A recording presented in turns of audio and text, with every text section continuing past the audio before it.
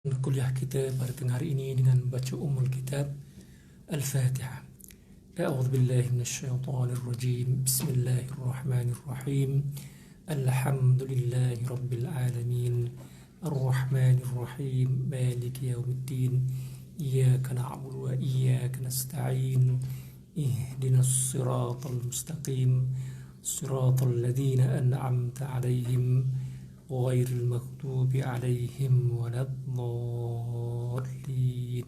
آمين.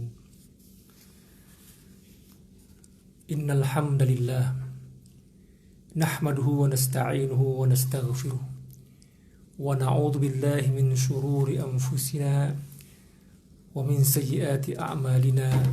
من يهده الله فلا مضل له ومن يضلل فلا هادي له. صلاة وسلاما على من لا نبي بعده وعلى آله وأصحابه ومن تبعه ووالاه. رب اشرح لي صدري ويسر لي أمري واحلل عقدة من لساني يفقه قولي. سبحانك لا علم لنا إلا ما علمتنا إنك أنت العليم الحكيم. ولا حول ولا قوة إلا بالله العلي العظيم. اللهم اجعل جمعنا هذا جمعا مرحوما وتفرقنا من بعده تفرقا معصوما ولا تجعل اللهم فينا ولا معنا شقيا ولا محروما ولا مطرودا. Allahumma amin. Tuan-tuan dan puan-puan, hadirin dan hadirat yang dirahmati Allah sekalian, alhamdulillah, segala puji bagi Allah Subhanahu wa taala kita rafa'kan kerana dengan limpah dan kurnianya, inayah dan juga hidayahnya juga, pada tengah hari ini dapat lagi kita bersama-sama dalam majlis ilmu dalam kerangka untuk kita memahami syariat Allah Subhanahu wa taala dan seterusnya kita mengamalkan kehidupan kita dengan panduan syariat Allah Subhanahu wa taala. Kita teruskan kuliah kita dengan soalan-soalan yang disampaikan kepada saya. Pada minggu yang lepas ada satu soalan lagi yang sepatutnya saya terangkan minggu lepas tapi tidak berkesempatan, atau kuliah yang lepas ya, tidak berkesempatan, yaitu berkaitan dengan ni pelik sikit soalan dia. Ni khas untuk orang lelaki. Tapi dia sama juga dengan perempuan, ada kaitan juga. Kita terangkan untuk lelaki untuk lelaki, tapi dia sebaliknya pun begitu juga. Macam kita cerita tentang inilah perempuan yang haram dinikahi, kita cerita lelaki, maknanya sebaliknya perempuan pun haram bernikah dengan orang itu lah. Begitulah maknanya. Fenomena akhir zaman ya. Fenomena akhir zaman ya. Ada lelaki yang menyerupai perempuan, ada perempuan yang menyerupai lelaki. Mana yang lebih ramai? Lelaki menyerupai perempuan ke perempuan menyerupai lelaki? Istilah pun macam-macam. Ada yang istilah sotong, apa lagi, kunyit. Saya tak faham pasal apa kunyit. Kenapa tak halia ke? Itu kunyit. Ada tomboy, ada pengkit, ada maknya, paknya ada. Itu istilah-istilah itulah. Saya ingat istilah-istilah ni istilah-istilah dari segi uruf, segi kepahaman masyarakat. Jadi saya ingat istilah itu saya tak perlu terangkan lah, sebab itu kefahaman masyarakat. Kalau kita kata kunyit, kita faham. Kalau kita kata sotong, kita faham. Macam itulah ya. Sebenarnya ya, perkara-perkara seperti ini sebenarnya telah berlaku sejak zaman dahulu lagi ya. Seperti, minta maaf lah, seperti isu pelacuran lah ya. Kalau tanya orang barat pun, dia kata itu merupakan kerjaya yang paling tertua di dunia. Kerjaya, bukan kerjaya tu ya. Maknanya maksiat tertua kat dunia. Begitu juga lah perkara-perkara seperti ini wujud pada sejak zaman dahulu. Jadi dalam kitab, kalau kita rujuk dalam kitab-kitab fiqh ya, memang ada. Saya rujuk khusus kitab dalam mazhab Syafi'i lah, daripada As-Sadah Asy-Syafi'iyah ya, karangan Sayyid Muhammad Abdullah Al-Jurdani ya. Ada menukilkan di sini apabila menceritakan tentang aurat ya. Sebab ada soalan tu ada kaitan dengan aurat. Apa hukumnya berdampingan, bersama-sama, melihat, ya. Golongan ini sama-sama melihat dan sebagainya, ya. Walaupun cerita ini ditujukan kepada lelaki, tapi sebaliknya begitulah, ya. Dia kata peringatan yang ketiga, saya tidak bacakan sebab dia nak cari dalil yang terperinci yang secara khusus tak ada. Itu. Dia ada kaitan dalil yang khusus berkaitan dengan zina lah. Dalam Al-Quran secara sharih jelas, ya. Jelas. Zina dan kemudian dalam hadis yang lain berkaitan dengan zina mata, zina tangan dan telinga dan sebagainya, ya. Jadi para ulama menghuraikan apa dia ceritanya, ya. Ini ceritanya ialah hukum bagi seorang lelaki yang melihat lelaki juga, tetapi lelaki ini dia jenis tadilah istilah masyarakat tadi itu yang cerutung tahap kunyit dan benda tu. Dalam bahasa Arab dipanggil al-amrad. Al-amrad, jangan bagi nama anak amrad, ya. Al-amrad.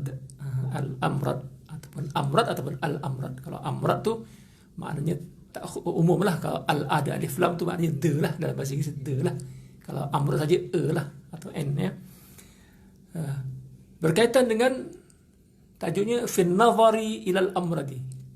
Orang lelaki melihat yang tadi tu, orang-orang cantik comel jambu, lebih kurang itulah, ya, istilah tu macam-macam, ya. Apa hukum dia? Ya, tengok. Saya baca kitab tu sebab nanti takut nanti orang kata saya reka-reka. Hukumnya begini, ya. Yuhramu an-nazaru ila jami'i badanil amradi al-jamili. Diharamkan melihat dengan mata lah. Melihat kepada mana? Melihat kepada semua badan amrad, semua anggota jasad amrad yang cantik. Amrad maknanya lelaki tapi cantik. Gitu. Kalau perempuan maknanya perempuan tapi kacak lah. Perempuan tapi kacak. Apa kita panggil pengkit ya? Ada perempuan kacak. Rambut pun pendek, gaya pun macam lelaki. Orang perempuan tengok pun macho. Itu, ya. Pelik-pelik, ya. Orang hidup dalam dunia tu dia lebih memahami lah. Sebab itu mereka minta difahami. Minta difahami. Difahami ke, disantuni ke, dia apa. Sebenarnya bukan minta difahami, disantuni, minta kita dakwah dia, itu saja. Dakwahnya kita pertolkan.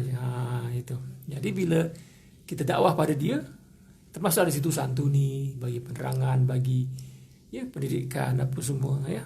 Di samping penguasaan lah. Sebab benda itu adalah merupakan maksiat, ya. Jadi diharamkan untuk melihat keseluruhan badan amrad yang cantik. Sya'ran wa basharan. Walau kana mahraman. Walau kana mahraman. Atau mamlukan, ya. Seluruh badan dia. Sama ada rambut, disebut ini sama ada rambut. Cantik. Tengok. Orang lelaki pun tengok pun ada perasaan. Tak ada perasaan. Alhamdulillah lah. Alhamdulillah. Tapi kalau sehat kan? Sehat lah. Sehat, alhamdulillah. Alhamdulillah lah maknanya. Kalau ada perasaan, ya, maka melihat rambut dia pun tak boleh, haram, ya. Kulit dia pun tak boleh, kulit lembut elok. Dia pun pakai make up, krim semua kan. Krim apa semua buah betul tu. Walau kana mahraman, sekalipun orang lelaki yang amrad itu mahram. Bayangkan. Sekalipun lelaki itu yang amrad, yang cantik itu adalah mahram. Mahram mungkin adik, mungkin pakcik, mungkin apa ini, mungkin anak. Masya Allah. Bila kata mahram maknanya yang keluarga kita lah. Senang cerita, keluarga kita. Kalau perempuan maknanya haram dikahwini. Kalau perempuan, keluarga kita yang haram dikahwini. Anak perempuan haram dikahwini, makcik. Tapi ini ibaratkan penjelmaan laki menjelma perempuan, berkurang itulah, ya. Sekalipun dia mahram, dihukum dalam hukum mahram, maknanya dalam keluarga kita. Mamlukan, sekalipun dia hamba. Zaman dulu ada mamluk, sekarang tak adalah hamba. Atau milkul yamin. Kalau lelaki memiliki hamba perempuan milkul yamin, maka zaman dulu lah, maka hamba itu mungkin dalam peperangan seperti beli hamba itu, dia beli hamba daripada siapa, maka dia dengan sendiri milkul yamin tadi ini macam isteri lah, boleh disetubuhi lah, ya, boleh digauli lah. Sekarang tak ada dah. Itu. Idza kana bisyahwat, pada syarat idza kana bisyahwatin, sekiranya ada keinginan. Macam tadi tuan tak ada keinginan tak apalah, tak ada keinginan tak ada masalah. Ada keinginan tak boleh. Pergi kat mana-mana jalan lepas tengok tarik kali kedua apa semua. Gitu. Ada ya. Kadang itulah. Saya pernah dulu masa cuti saya, masa belajar kat universiti, saya cuti balik Malaysia lah, bawa lah barang-barang sikit, jual. Jadi jual tu antaranya masa ada konvo dalam bulan 9 ke bulan 8 ada konvo tu, pergilah universiti. Sampai kat sebuah universiti di selatan tanah air. Saya pun menumpang lah, tidur. Kebetulan adik saya kat situ. Tumpang tidur kat situ. Rupa-rupanya ada grup. Masa tak ada WhatsApp lagi. Tak ada grup WhatsApp. Ada grup yang jenis macam tu. Jenis sotong-sotong tadi tu. Ya Allah. Saya tengok. Silap asrama ke masuk? Tapi itulah. Minta maaf. Dia pakai apa? Tuala macam berkemban. Style dia. Masing-masing berkemban. Sampai atas ni. Kemban. Lepas tu saya tanya adik, memang tu grup dia. Tapi memang yang cantik memang cantik lah. Bahaya. Bahaya. Itu. Maknanya idza kana bi syahwat, sekiranya ada syahwat. Syaratnya ada syahwat. Macam mana tu syahwat tu? Diterangkan balik keinginan tu macam mana? Bila syahwat tu dia berkaitan dengan keinginan seksual lah, dia bilang itu. Bi ayyanzura, apabila kita melihat lelaki, perempuan jelmaan lelaki tadi tu, fayataladzadhu, maka kita rasa lazat, seronok, syok kan? Syok. Wa yata'atharu dhihnuhu, terkesanlah dia punya pemikiran kita, pemikirannya, wa qalbuhu, dan hati kita terkesan, bijamali suratihi, dengan kecantikan bentuk dia tu. Maknanya kita tengok kemban, dalam kemban ada apa? Itu. Dalam kemban macam mana? Itu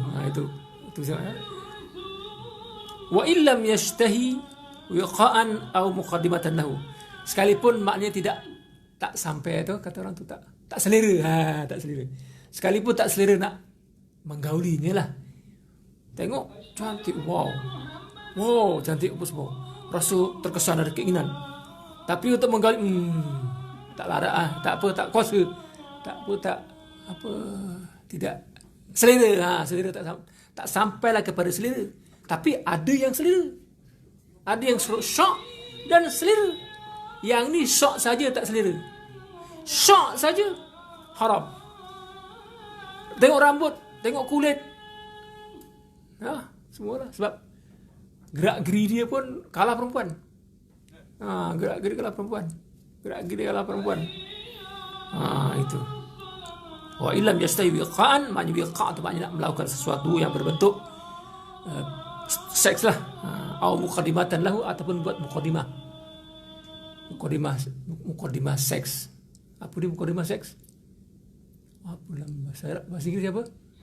Nak manaskan apa? Apalah istilah dia, saya ingat, lupa dah. Macam itulah. Foreplay. Lebih kurang itulah. Sebab ada orientalis dia kata apa? Dalam Al-Quran ada seks. Ada Quran lucah. Dia kata Quran lucah. Musuh Islam memanglah tadi nak cari keaiban Al-Quran. Dalam Al-Quran ada cerita lucah. Tapi dia bukan memahami bahasa Al-Quran yang sebenarnya bahasa Al-Quran itu berlapik. Ya, dalam ayat yang berkaitan dengan ni, bercerita tentang isteri kita tu diumpamakan bagai ladang. Ya.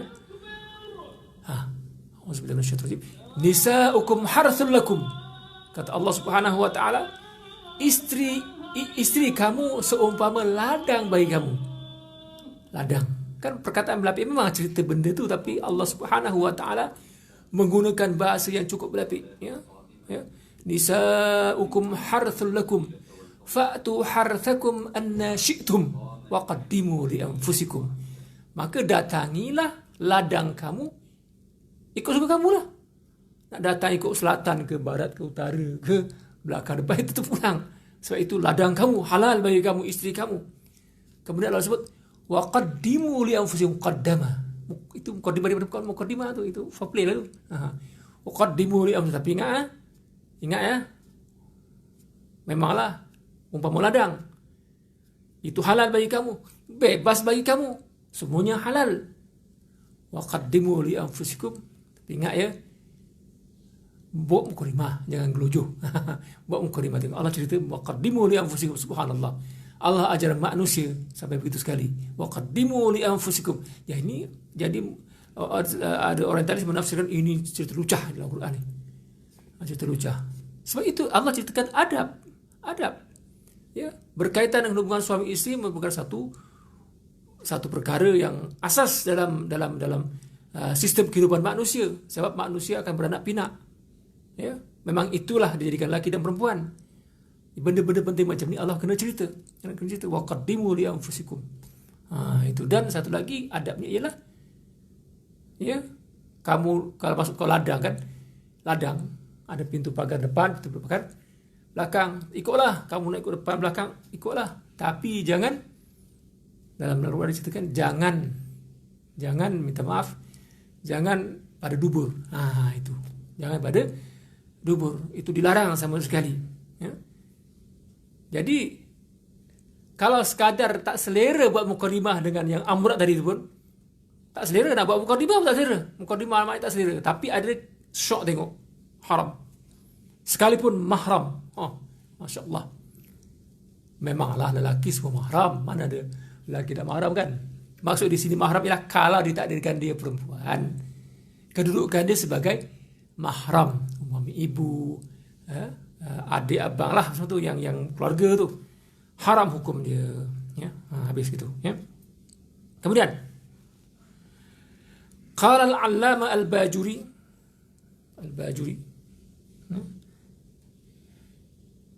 Dia kata apa? Berkatalah al-Bajuri, seorang ulama Asy-Syafi'iyah, ya.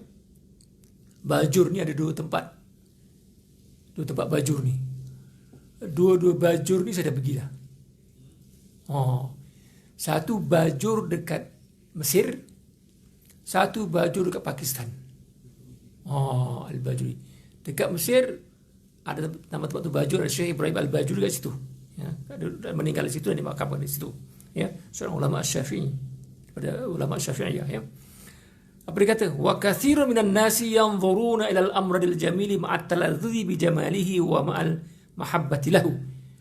Ramai orang laki, ramai orang laki memandang atau melihat kepada amrad ni, jambu-jambu ni yang cantik dengan lazat, dengan keinginan. Kenapa? Kerana cantik dan sayang dengan dia, suka ajak jalan dengan dia, berkawan dengan dia.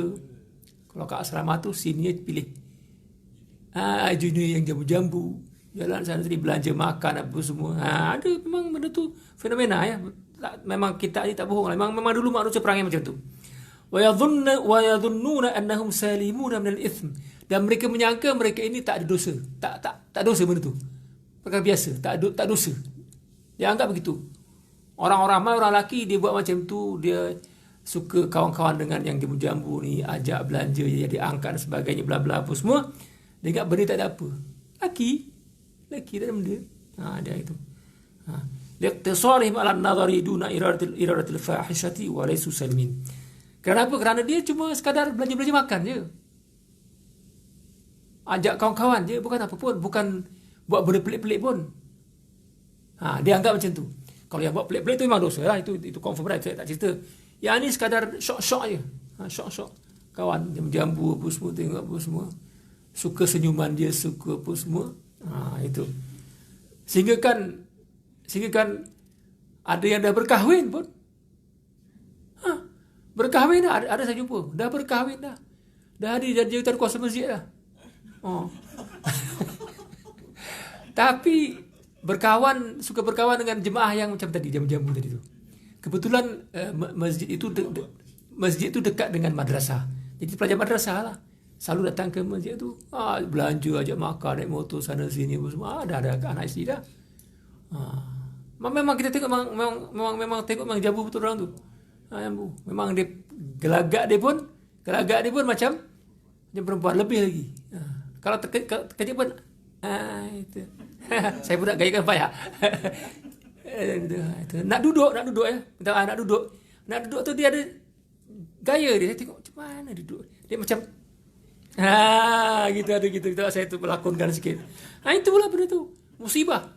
Walaupun maknanya sekadar suka-suka saja, itu salah.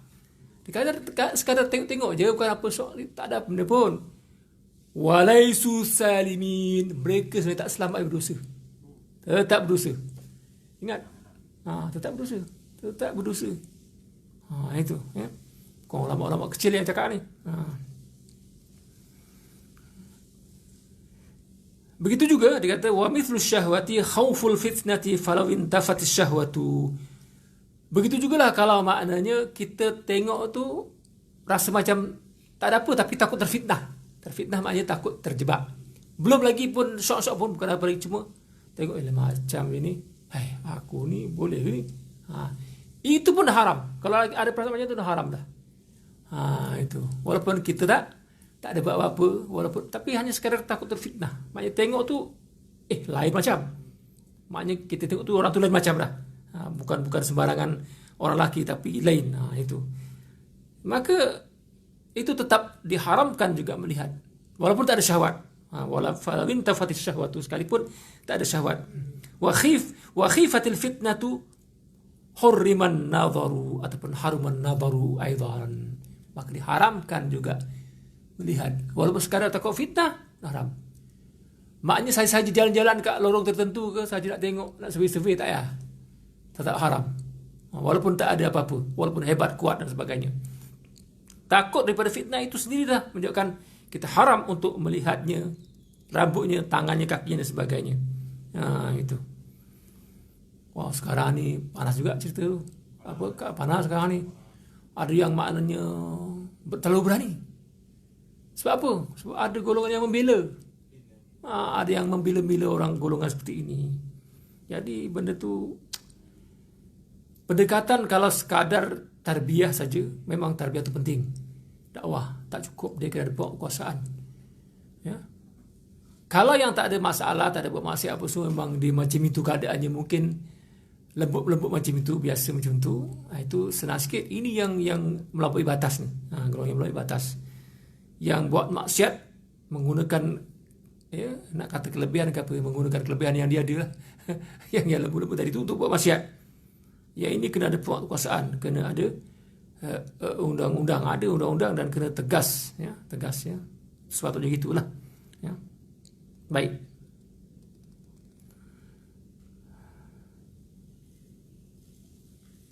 Bagaimana pula kalau sekiranya melihat tanpa keinginan syahwat? Wa amma idza kana an-nadharu ilaihi bighairi syahwatin wa bila khaufi fitnatin. Sekiranya melihatnya itu tanpa syahwat dan tak rasa takut fitnah. Tadi cerita kan, kalau takut fitnah pun haram, bersyahwat haram, syok-syok saja pun haram. Yang ni kalau apa dengan ulama pula? Kalau tanpa syahwat dan tanpa takut pada fitnah. Maka di sini khilaf para ulama, khilaf dalam mazhab Syafi'i sendiri khilaf ya. Fal aktsaruna ala annahu la yuharram, namun pandangan sebagian ramai daripada ulama dalam mazhab Syafi'i mengatakan tidak haram. Tak takut fitnah, tak biasa macam natural biasa je. Biasa je, tak ada benda ya. Maka tidak diharamkan. Wa huwal mu'tamadu, dan inilah pandangan yang mu'tamad ya. Kama fil Bujairimi, sebagaimana dinukilkan daripada kitab Al-Bujairimi, seorang ulama daripada Bujairimi ya. Namun pandangan Imam Nawawi lain. Yang imam mazhab kita kan, Imam Syafi'i, imam bukan Imam Syafi'i, imam yang bermazhab Asy-Syafi'i, ulama Asy-Syafi'iyah. Dan Imam Nawawi ni imam besar dalam mazhab kita. Dia ni dikira mujtahid juga. Cuma mujtahid dia terikat dengan ijtihad mengikut kaedah dalam mazhab Asy-Syafi'i. Ulama besar, Imam Nawawi ya. Dia kata apa? Dia berkata qala bil hurmah, tetap haram juga. Dia tegas sikit. tetap haram juga. Walaupun tak ada apa-apa, tak ada benda, tapi tetap haram. Itulah keadaan. Habis kat situ segi hukum. Segi hukumnya itu. Jadi kita kena jaga-jagalah. Jadi yang bertanya tu itu jawapannya. Maknanya bukan isunya kenapa, persoalannya kenapa dalam kitab yang lain. Kenapa sampai begitu sekali? Sampai begitu sekali saya tengok rambut, kulit apa semua tak boleh. Malah diberitahu bahawasanya berkhalwat dengannya itu dosanya lebih besar daripada berkhalwat dengan perempuan. Kenapa? Alasannya, berkhalwat dengan mereka lebih besar dosanya daripada berkhalwat dengan perempuan yang asli. Yang asli lah, original. Asli original kan? Yang ori, perempuan yang ori. Sebab kalau berkhalwat dengan perempuan agak sukar, orang senang nak tangkap, betul tak? Apa dua-dua orang ni senang, maknya agak sukar lah, agak sukar. Tapi kalau berkhalwat dengan lelaki yang jambu-jambu ni, lebih senang, lebih mudah. Dia naik motor terus. Tapi kalau perempuan nak bawa naik motor, jangan senang. Orang tu apa kau bawa bonceng anak dara orang, siap kena sound lagi. Kalau ke Aceh kena tangkap tahan lagi. Kena. Itu. Tapi kalau dengan amrat tadi, dia laki kan? Laki. Jadi memudahkan lagi. Maksud itu sebagai ulama mengatakan haramnya itu berkhalwat dengannya lebih berat. Sebab apa? Sebab lebih mudah terjebak pada maksiat dan orang tidak mengetahui. Kadang orang tak syak pun. Kadang orang pun macam ragu-ragu. Tapi kalau dengan perempuan, orang sound awal-awal dah. Tengok anak dia, apa nak bonceng anak aku? Kau belum kahwin lagi. Senang nak marah. Tapi kalau bawa anak laki dia, yang amrat, tak apa, mungkin dia bisa makan, dia pergi makan juga, makan melencung ke semak. Tahu? Maknanya memudahkan lagi. Sebab itu sebagai ulama mengatakan, lebih haram berkhalwat dengan amrat daripada samalah isunya kalau kita balikkan perempuan dengan pengkit. Lebih kurang. Ada jalan pengkit, tidur dengan pengkit, tak ada benda perempuan sama perempuan. Tapi kalau maknanya kalau dengan laki orang dah marah, apa jalan dengan laki? Senangkan orang segah. Tapi kalau dengan pengkit, ya ke? Ya. Jadi benda tu mudah lagi berlaku maksiat. Pergilah tidur dengan pengkit, tidur dengan pengkit, tidur buat kerja lain. Itu kalau dengan laki memang orang pasti buat kerja lain, memang haram dah. Senang ditegur, senang dikuat-kuasakan. Maka berkhalwat dengan golongan amrat atau sebaliknya tadi dengan pengkit lah, maknanya lebih haram atau dosanya lebih besar daripada, atau bahayanya lebih besar daripada dengan perempuan yang ori atau lelaki yang ori. Itu. Baik. Jadi di sini ada tambahan diterangkan. Orang mungkin tertanya-tanya, nak tahu orang tu amrat, kata amrat macam mana? Saya gila ke? Dia amrat. Amrat. Semua kena tuduh amrat. Itu. Jadi di antara nak tahu yang itu amrat, maknanya yang jambu-jambu, yang kunyit, yang sotong tadi tu. Apa dia?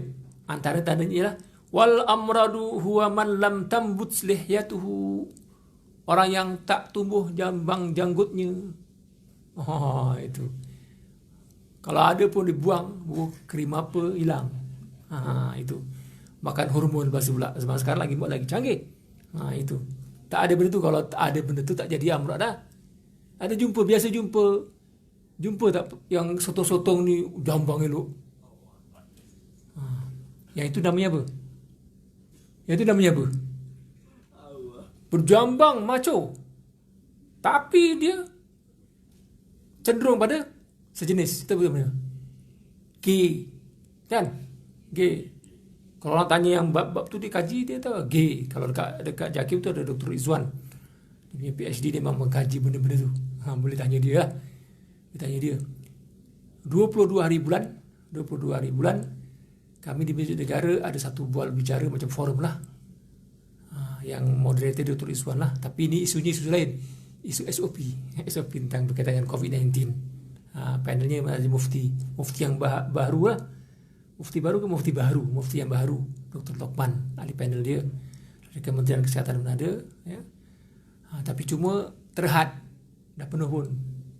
Kau nak dengar acara live lah, buka FB Masjid Negara lah untuk acara live 22 hari bulan start pukul 9. itu tentang isu SOP ini dari sudut agama. Sudut agama jelas mufti ada, dia akan terangkan lebih jelas lah di situ ya. Jadi tak ada janggut ni. Itu yang cantik itu. Kalau yang ada jabang-jabang tadi itu gate, kita tak tahu. Lah itu kita tak tahu. Tengok dia jalan berdua. Okey je, sama-sama maco, tapi lah rupa-rupanya jahanam 6 jahanam. Itu. Yang ini yang amrat. Senang diketahui sikit. Senang diketahui ya. Walam yasil ila awani imbatiha ghaliban. Biasanya di antara mereka golongan amrat ni mereka yang masih remaja lagi, belum sampai lagi untuk tumbuh. Ini berlaku dekat asrama, dekat universiti, ada benda macam tu. Yang tadi saya pergi dekat universiti lah, dekat Selatan Tanah Air tu, saya silap masuk asrama ke, perkemban semua. Rupa-rupanya lelaki perkemban. Itu. Wala budda ay yablugha haddan bihaitsu law kana fihi saghiratan la stuhiyat lirrijali. Ya. Ini di antara penafsiran lah. Sebenarnya lebih luas lagi penafsirannya yang dikatakan amrat tadi itu. Di antaranya lah golongan amrat ni golongan yang mungkin masih remaja, belum nampak lagi ni. Bila dah melepas sifat remaja tu dah tumbuh janggut, hilang dah dia punya sifat-sifat benda tu. Memang betul ada. Masa sekolah dulu tengok orang ni lembut je. Jumpa lagi lepas 20 tahun, oi, macho pula habis. Itu sebab apa? Sebab dia telah berubah. Secara semula jadilah, ya. Jadi ibrah dia ataupun pengajaran yang kita ambil di sini ialah untuk mengetahui amrat, maknanya tak kira umur berapa, tak kira remaja ke apa ke, tengok ada keinginan macam cantik macam perempuan, itu amrat. Sebaliknya begitu juga lah, perempuan tengok orang tu pengkit macam lelaki apa semua macho, itulah dia yang dikatakan sebagai maknanya diharamkan untuk apa, untuk melihatnya. Kemudian satu isu lagi dia kata apa, wa kama yuhramun nadharu ilaihi tuhramu musafahatuhu. Sebagaimana kita dilarang, diharamkan melihat. Tadi melihat semua kulitnya ke rambutnya haram kan? Dia kata apa? Tuhramu musafahatuhu. Nak berjabat tangan pun diharamkan. Ya. Wa mu'anaqatuhu. Nak peluk dia pun haram juga kan? Setengah ada orang Arab dia berjumpa peluk pun haram juga. Jabat tangan pun haram. Bagi salam assalamualaikum tak haram lah. Melihat haram juga. Itu. Jadi melihat haram ni maknanya macam dihukumnya sama dengan lelaki melihat perempuan. Nah, kalau lihat kali pertama tu sekadar untuk jual beli apa tak masalah. Diikuti panen, cantik perempuan ditengok kali dua, itu haram. Ya, kalau kita pergi kedai nak beli barang ni sekali itu pandangan yang kata orang an-nazra al-abirah, pandangan yang segitu saja, tak ada masalah, itu keperluan muamalah kadang-kadang ya. Tapi kalau tengok lagi, curi tengok, semua tu haram. Begitu juga lah amrat tadi di sama hukum dia. Kalau sekadar an-nazra al-abirah tengok, kalau tengok kali kedua cantik itu, pergi dekat pula, jabat tangan biasa tak nak peluk, ini peluk pula. Itu lagi bahaya. Itu haram. Walau ma'ahailin, sekalipun berlapik. Sekalipun berlapik. Ni lelaki dengan amrat ni, sekalipun berlapik. Sebaliknya perempuan dengan pengkit lah. Sekalipun berlapik. Li'annahu asyaddu fitnatan minan nisa, kerana dia fitnahnya lebih teruk daripada perempuan. Tuan, kalau kita nak peluk perempuan, nak jabat tangan perempuan, orang akan marahan. Perempuan pun tak nak. Tapi kalau yang amrat tadi lelaki, jadi kemudahan itu macam soalan kemudahan untuk berlaku maksiat itu lebih mudah lagi. Itu yang bahayanya lebih.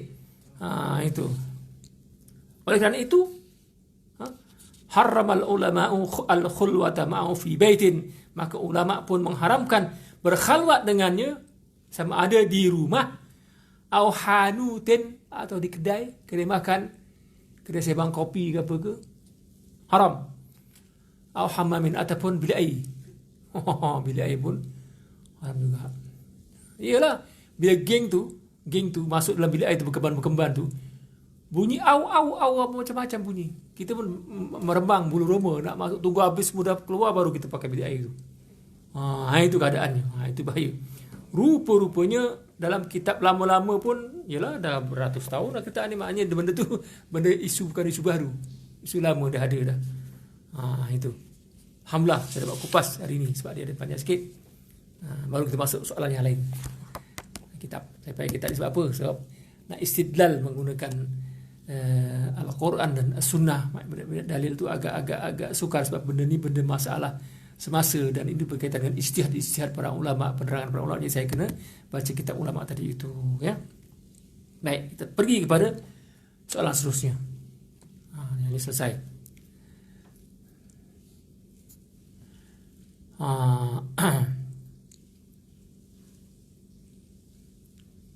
Hukum cabut rumput atas kubur dah terangkan belum? Ada soalan tu keluar juga dekat internet pun ada juga. Cabut rumput atas kubur. Setelah saya tengok di penjawapannya tu, dalam beberapa pusat pengeluaran fatwa daripada Timur Tengah, daripada Mesir, ada daripada pelbagai negara, daripada ulama-ulama kita di Malaysia pun ada, ya. Memang kita akui dan memang kita kena percayalah dalam hadis yang berkaitan dengan bahawasanya apabila Rasulullah letakkan satu ranting yang semakin basah, selagi ia basah, ranting itu selagi itu dia berzikir akan meringankan orang yang diazab dalam kubur tersebut, ya. Jadi kalau ada rumput-rumput tumbuhan yang ditanam di atas kubur tadi itu, ya, kalau kita saja musnahkan, hukumnya makruh lah. Makruh, dilarang. Makruh itu maknanya dilarang. Kalau maknanya itu tanah tu ada, kubur tu milik seorang yang memang tempat dia, tanah dia dan sebagainya memang milik dia, sehingga membawa pada haram, itu menceroboh. Kita menceroboh, maka hukumnya haram. Saja tebang pokok orang buat apa? Saja tebang pokok orang, cabut pokok orang buat apa? Itu. Jadi kalau ada tumbuh-tumbuhan, kalau di Malaysia ni biasa pokok apa? Landscape kubur. Itu ada cerita lucu. Orang buat rumah, kata kita landscape ala Bali, taman ala Bali, taman ala Jepun, apa semua. Saya pun cadangkan, saya nak buat ala kubur. Wah, jangan, kau jiran aku. Ala kubur. Kalau ala kubur kat Malaysia ni tak sama ala kubur dekat Saudi, dekat Mesir, tak sama. Suasananya lain. Kubur kat Malaysia, kalau nak bagi suasana kubur rumah tu, sama sekali pokok apa? Apa yang warna merah-merah daunnya macam daun pisang tu? Apa dia? Puding. Satu puding, satu lagi tu. Kemboja ya. Kemboja ya. Satu lagi yang dia daunnya macam pisang tapi kecil, warna merah. Apa namanya? Kalau orang Jawa panggil pokok andong. Orang Jawa panggil andong, pokok andong. Itu memang kalau ada pokok puding, ada pokok kemboja, ada benda-benda tu, letak sebiji batu nisan memang kubur lah. Masa malam bulan terang apa semua, jiran tengok seram. Sebab landscape rumah dia macam kubur. Itu kita punya apa? Kata orang tu, kita punya persepsi di Malaysia macam itu, ya. Kalau di Mesir lain, tak sama. Kalau di Saudi Arabia lain pula kuburnya, ya. Jadi kalau kita yang ditanam itu tujuannya memang insya-Allah, ya, benda itu akan berzikir dan akan mengurangkan azab kubur bagi orang yang ada di dalamnya tadi itu, maka kita jangan saja tebang lah. Kalau tahzib tak apalah, kalau kita rapikan tak ada masalah. Itu dia antara makruh hingga hak pada haram, ya, hukum dia. Saya lihat dalam fatwa-fatwa yang ada, ya. Baik. Kemudian soalan berikutnya. Ini panjang soalan dia. Tak tahulah. Biasa orang pakai WhatsApp, dia pakai message. Tak tahu. Dari sini kot. Dia janda. Janda, pendapatannya dia pencen, masih ada anak-anak sekolah dan sebagainya, ya. Kemudian ibu dia dah tua, perlukan nafkah. Ada adik-beradik yang lain pun ada, apa semua, ya. Tapi dia kata adik-beradik dia tekan dia supaya bagi sumbangan yang sama banyak dengan yang lain-lain lah. Katakan sebulan seorang bagi 100 atau sebulan 200. Ada 5 orang adik-beradik, 2 kali 5 1,000. Ialah RM1,000 nak dapatkan tu. Jadi yang janda yang mengadu tadi ini, dia mungkin boleh bagi 50 ke, mungkin bulan depan boleh bagi 30, bagi 10. Macam itulah.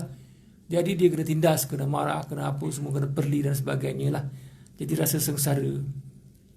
Kalau saya tak bagi langsung boleh ke? Yang itulah.